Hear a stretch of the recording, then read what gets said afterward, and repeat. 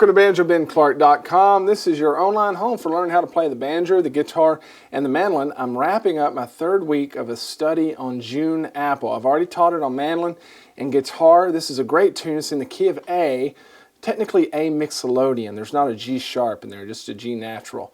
And so when I went to go teach it on banjo, I asked you guys on Facebook if you'd like for me to teach it with a capo out of the G position or without a capo, learn how to play it in A in open G. And I got an overwhelming response that you wanted to learn it without a capo because there's not much of that out there, and it's really good practice to learn how to play in different keys out of open G positions. So that's what we've done. It's challenging, but I'm telling you right now, it's worth it to learn this. It will really fortify your playing and really give you a lot of ammo as you go up the neck, plus just a lot of great A licks in it. If you're watching this on Facebook or YouTube here in a little while, I'll ask you to go over to my favorite website, BanjoBenClark.com. You can go over there and join as a Gold Pick member, and you can have access to hundreds of tabs and hundreds of video lessons just like this one. For June Apple and banjo, I've got about a 20-minute video lesson where I'm going to teach you how to play each and every lick, each and every measure.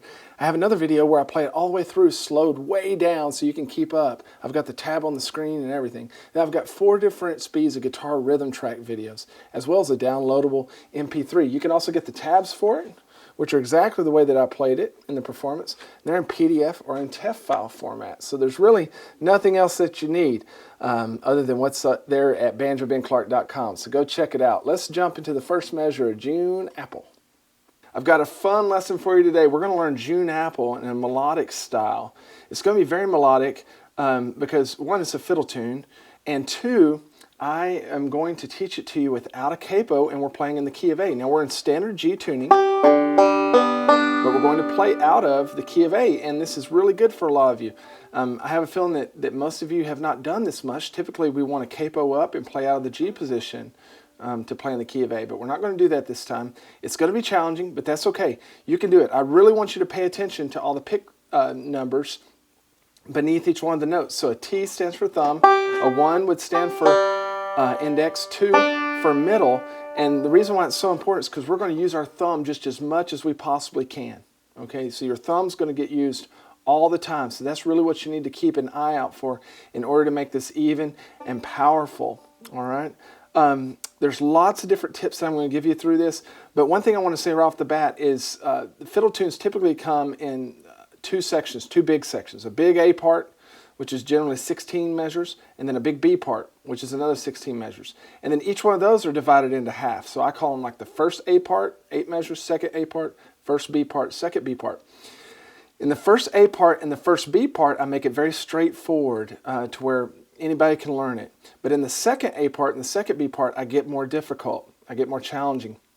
And so if the second A part or B part is too challenging for you, remember you can always just repeat the first A part or repeat the first B part, and you'll be just fine to learn this tune. But if you want to stretch out a little bit, that's why I give you the more challenging kind. Now our first challenge is we've got to figure out a way to do our intro without a capo in the key of A, because typically in key of G you just do something like this.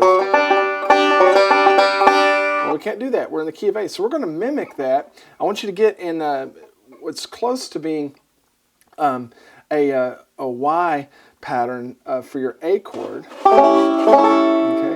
And we're going to have our ring finger down here on the 7th fret of the D string, and then our pinky on the 7th fret of that first D string. Then I want you to cover the 5th fret with your index finger. We're going to be in this position a whole lot throughout this song. And what we're going to do is we're going to hammer on that low D string from the 6th to 7th fret with our middle to ring finger. And we're going to do a forward roll through it. So it's going to sound like this. Can you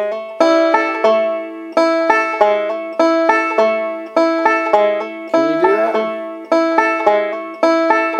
And that's just going to be our way to set the tempo. Okay? And that's our first 2 measures. At the end of the second measure, we're going to go into the first A part. Okay, that's going to last 8 measures. We've got a little pickup there. 5th fret here, open G string. And then what I'm going to do is I'm going to use my pinky on the 7th fret of this first string. And we're going to start this little pattern where we go 7, open 5th string, 5, open 5th string, and back and forth. So it sounds like this.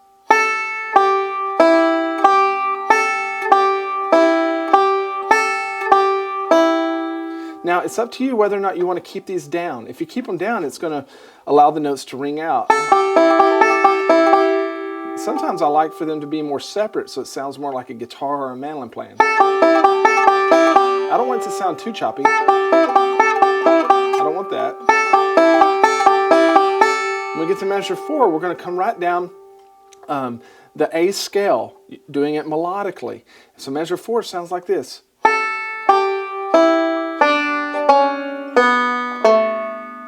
Okay.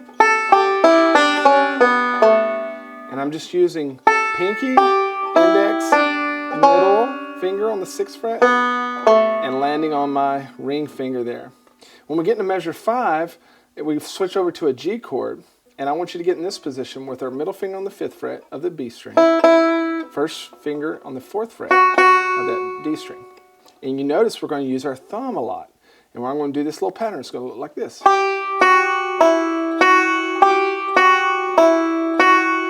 Notice how I drop my thumb down to play that 5th fret? That's just easier to do than playing it with your index. See, I missed it there. We want to try to use our thumb whenever we can. And then we're going to measure 6, wrap up that first little phrase. Then we're going to jump back into what we've already learned, measure 7. And then measure 8, we're going to walk down the scale again, so it's almost exactly like measure 4, except we have one extra note at the end of the measure.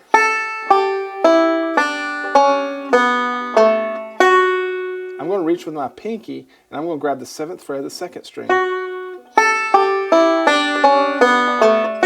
If that's too difficult for you, you can just leave it off and play measure 4. Okay? And then measure 9, we're going to wrap up this first A part, coming back down the scale in a little different way. We'll start off on the open G string, and we're going to jump up to this position that we had before, 5th fret, 4th fret.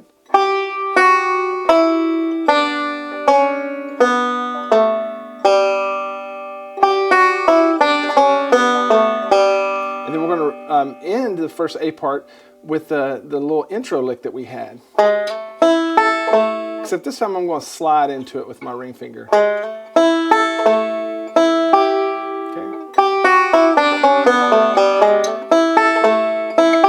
Now let's go into the second A part where we're going to introduce some syncopated type stuff that makes it sound a little bit more Celtic.